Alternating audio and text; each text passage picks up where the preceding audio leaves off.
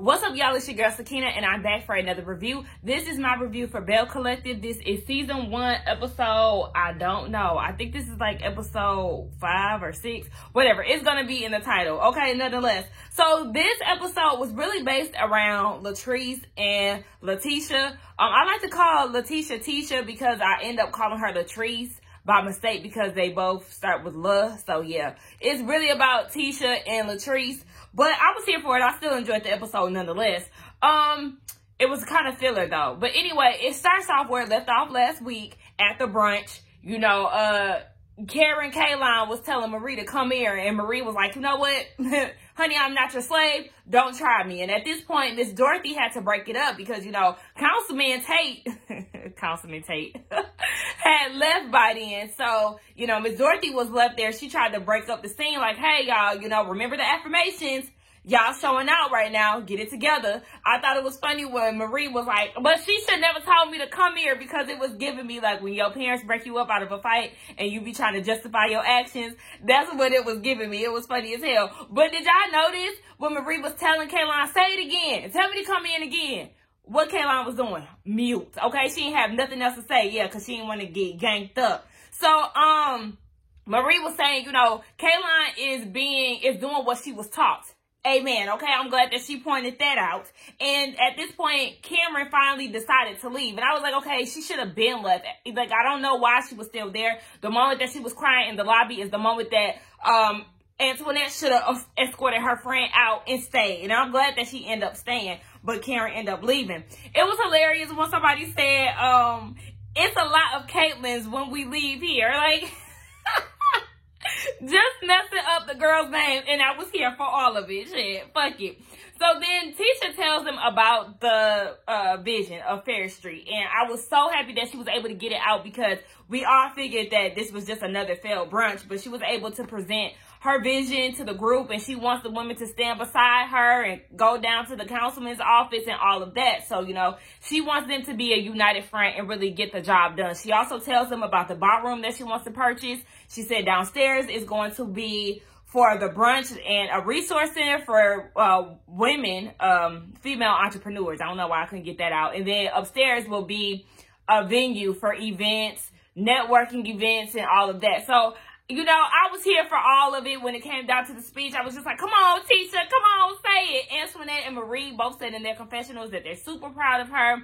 Marie and Essie are going to invest in the building. I guess they're her investors. So everything went really smooth, and it was a successful brunch without, you know, well, I was going to say without any problems, but what the hell was I thinking? I don't know why I was about to say that. So anyway, should we just get Latrice out the way? Yeah, we could go ahead and get, see, look, I'm messing up. We can go ahead and get Tisha out the way. Now, her husband is home, and he's been gone for 28 days. Remember, he is a tote boater. I think that's what they say he was. Nonetheless, Glenn is home, and Tisha is very happy. She's very giddy. You know, she said that it's always like they're reconnecting when he comes back home. So she lets him know straight up, hey, you know my vision for Fair Street. It's in motion. So I'm not going to be as available as I typically am. So you're going to have to get used to that because she wants him to change with her. And she's just basically giving him a heads up like, baby, I'm about to be out here working. Okay. So, she said that she wants him to, no, he said that he wants to be treated like a king. And I instantly rolled my eyes when he said that in the confessional. Cause I'm like, but do you treat her like a queen? Because I mean, it works both ways. So he talking about he want massages. She offered to pay for one. And he was like, no, I want your hands. And I already knew that Glenn was going to be a freaking problem. So we see that Tisha is calling contractors, trying to get things done for Fair Street. And he's in the kitchen, you know, acting like he don't know where nothing at, like he can't fend for himself. So while she's making a phone call, he pops in and he giving her the death stare because he feel like, you know, I'm hungry. Ain't no yams in the kitchen. Ain't no yams in the bedroom.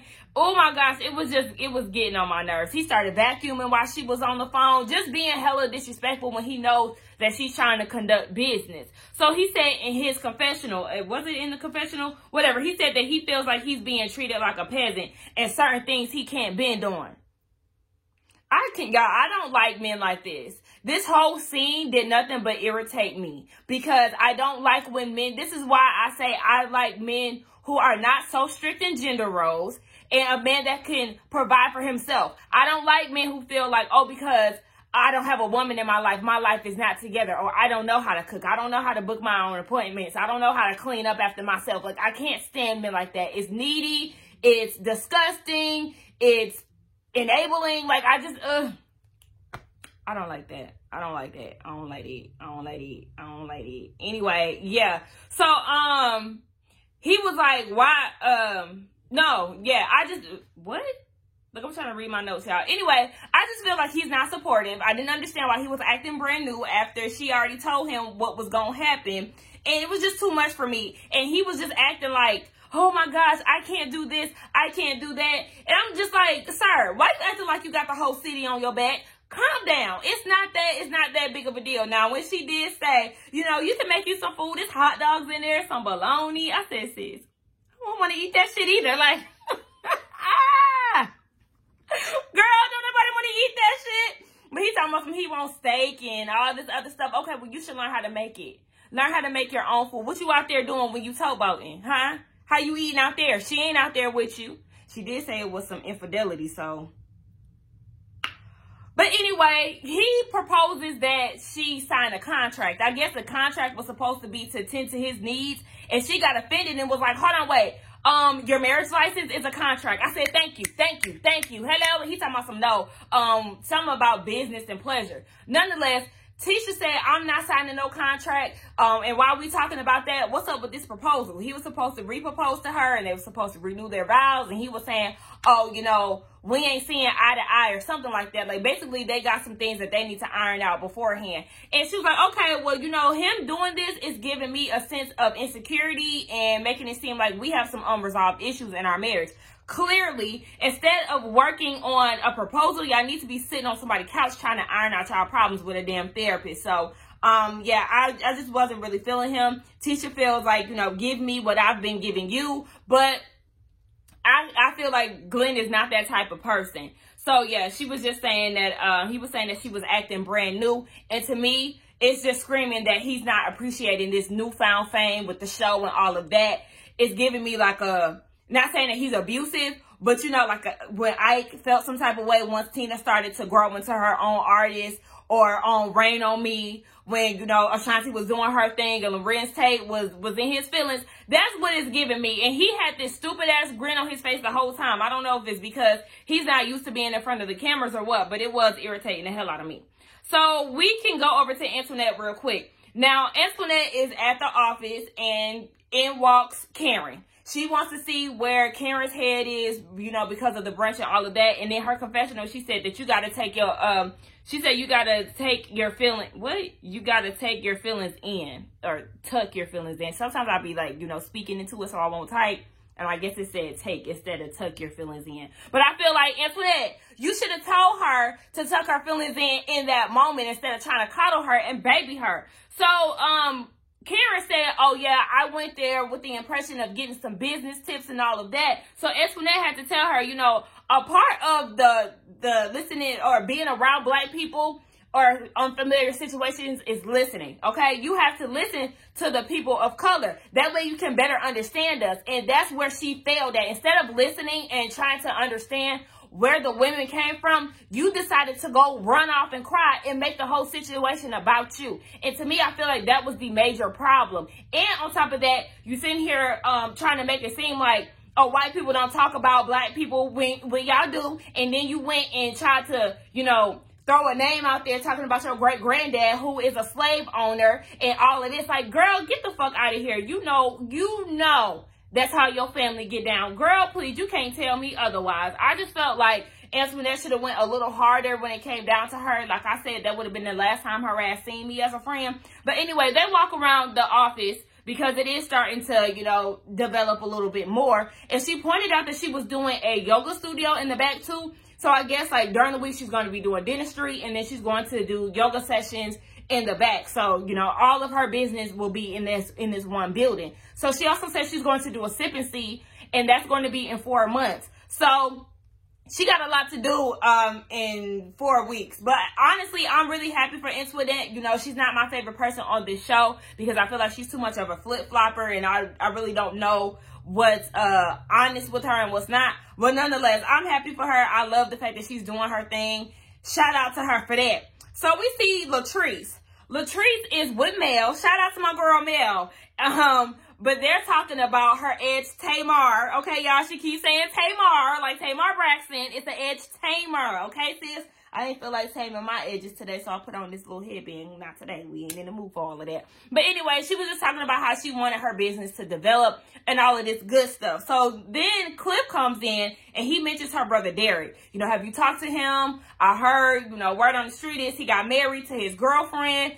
And that's a problem for her because she's really close to her brother and she just feels left out. She lets us know that she has 2 other brothers. I think she has like 3 other brothers, but she has 2. I think she had like maybe 4 brothers. I don't know. I could be miscounting. But 2 of her brothers passed away. They got murdered. And as far as her brother Derek, he was taken away from her at the age of 9 because he got locked up for murdering a man for threatening the family. So her family has been through a lot. And this is where we really start to see that Latrice does have abandonment issues and she doesn't really have the healthiest relationship with men. Her father isn't in her life. And then, you know, she clings on to her brothers. And that's why she's feeling such a way about Derek and him, you know, possibly getting married without telling her. Later on, we see that she is doing a celebration for the passing of her 2 brothers. She has it every year. She said, you know, it doesn't get any easier. And I can only imagine, like, oh, honey, listen, okay? Yeah, so Cliff came up with this great idea to plant trees in honor of her brothers. You know, that way they'll still be there with her and they'll, you know, grow beautifully and all of this. So they have this ceremony and everybody is in white. Whew, y'all, black people in white, I love it. I love black people in yellow and I love black people in white. I love black people in brown. I love black people in nudes. In greens, like not natural earthy colors look great on us and white. Nonetheless, we look good in all colors, honey, for real, for real. Anyway, Antoinette and Mel come through and Mel looks great. Y'all, it's something about Mel. I just love her. I want to see more of her. Cliff pulls up in this golf cart and it was funny to me because my uncle has a golf cart. So every time we go to Ohio, you know, we ride around in his golf cart, you know, we spin the block or whatever. And he, you know, came up with the golf cart and the trees in the back. It worked out for the ladies because they had heels on, you know, they couldn't walk in the grass. And it had rims on it. I said, come on, Ghetto Fabulous. I was here for that. So Latrice does a speech in regards to her brothers and, you know, the symbolism of the trees. I thought it was really beautiful. One of her brothers went up and said some words. Her mama got up and said some words about them. And when it came down to her brother Derek, you know, he was like, nah, I'm good. And he ended up walking off. So after, you know, they did what they did, they planted the trees and Latrice went off and talked to him on the side. So they have a heart-to-heart. And it was such an emotional scene, y'all. I even cried, too, because I just love family. I love the fact that she has a big family. I really hope that my husband has a big family that I like, okay? That I like, because I don't want to be in a family that I don't get along with. So, anyway, yeah, they have a heart-to-heart, and he was saying that he's always there for her, but he wants to live his life. And then he explained the reason why he doesn't come around is because of Pam. Okay, Pam is his baby mama. They broke up. They're not really seeing eye to eye at the moment. And Pam, since the breakup, is now living with Latrice's mama, her and the niece. Excuse me. So, yeah, every time he comes around, Pam is around. And he like, look, this my family. Y'all, you know, teaming up with her and going against my boo, Belinda. And he don't appreciate that, okay? He said, look, I love Belinda. Y'all may not like her, but she's for me, okay? So as long as y'all don't like her, I will not be around. I said, okay, listen, you better stick up for your girl, okay? So at that point, that's when Latrice had realized, you know, whatever issue I have with Belinda is not big enough to separate me and my brother. So she's willing to talk to her at some point and get her act together because her brother is more important than a frivolous beef. I said, okay, I was here for that. I love the fact that they was open and honest. You know, the brother was kind of acting like, you know, he was all tough and stuff. He was like, you know, I don't do all that sentimental shit. But he ended up crying, talking to her. So you can tell that the love is there. I enjoyed this episode. I mean, this was pretty much it. That was the end of it. And let me see if I missed anything. Yeah, so we didn't get much of, we didn't get a lot of Tambra, so I was very happy about that. I mean, she's a sweet lady. I just, you know, her voice is just not the best for me. And then who else we didn't get? We didn't get a lot of Marie. But we'll see what happens next week. I liked the episode, even though it was fillery. But y'all let me know what y'all thought. Let's get down in the comments. Don't forget to like, comment, and subscribe to my channel. And I will see y'all in the next one. Bye. Y'all, why didn't y'all tell me that my little bandana was coming unloose? I did not know that, Lord. I hope my whole video wasn't like that.